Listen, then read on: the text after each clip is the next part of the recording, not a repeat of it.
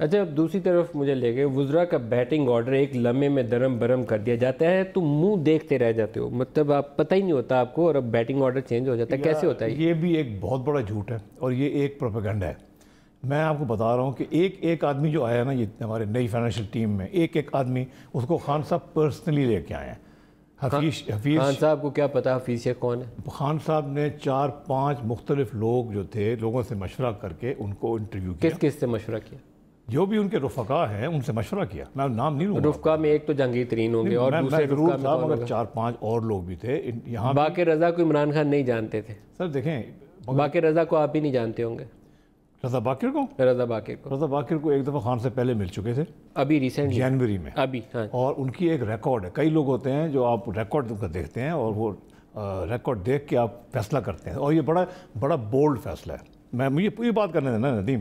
یہ بولڈ فیصلہ کیا خان صاحب نے کہ میں ایک ایسے آدمی کو لے کے آؤں گا جو اس وقت باہر ہے ملک سے مگر ریکارڈز کا بہترین ہے اور he is the right man for the job. کیا بہترین ہے اس کے، کیا کمال کیا انہوں نے؟ میں رضا باقر کو جانتا نہیں ہوں، میں ابھی ان کو بینیفٹ آف دی ڈاؤٹ دوں گا، لیکن کیا ایسی آؤٹ اسٹینڈنگ اچیومنٹ ہے کہ ہم انہیں یہ ٹرافی دے رہے ہیں؟ دیکھیں میں بتاؤں آپ، یہ ہارورڈ کے پڑھے ہوئے ٹھیک نہیں، مطلب پڑھا لکھا. ہمارے یہ مراد علی شاہ جو چیف منسٹر سندھ ہے وہ اسٹینفرڈ کے پڑھے ہوئے. میرا خیال تھا کہ سندھ کی کایا پلٹ جانی قائم علی شاہ کی جگہ مراد علی شاہ کو لگایا، 6 مہینے بعد وہ قائم علی شاہ بن گئے. اچھا یہ ان کا مسئلہ ہے نا. Raza Baqir will always remain Raza Baqir professional. پھر وہ ورلڈ بینک میں گئے، پھر وہ IMF میں گئے اور رائز کیا through the rank. Is a young man. دوسری بات میں ایک اور آپ ان کے بارے میں بتانا چاہتا ہوں. جب ان کو خان صاحب نے کنونس کیا کہ تم آؤ، انہوں نے کہا کہ مجھے 7 مہینے اور اگر مل جائے. صاحب کو تو کچھ کرنا نہیں پڑا اس کے لیے. یہ دیکھیں یہ غلط بالکل 100%. نہیں مجھے آپ کب سے جانتے ہیں؟ میری کو کریڈیبلٹی ہے بہت. ہاں بالکل ہے کریڈیبلٹی. مجھے پتہ ہے آپ جو بات کہیں گے جھوٹ نہیں بولیں گے. جھوٹ نہیں بولوں گا. سو یہ خان صاحب نے ان کو سچی بات بتائیں. اسد عمر کو نکالنے کا فیصلہ کس کا تھا؟ باقی باتوں کی طرف بات کرتا ہوں. پورا سچ. عمران خان. آج 23ویں رات ہے سر. 23ویں رات شب قدر بھی ہو سکتی ہے.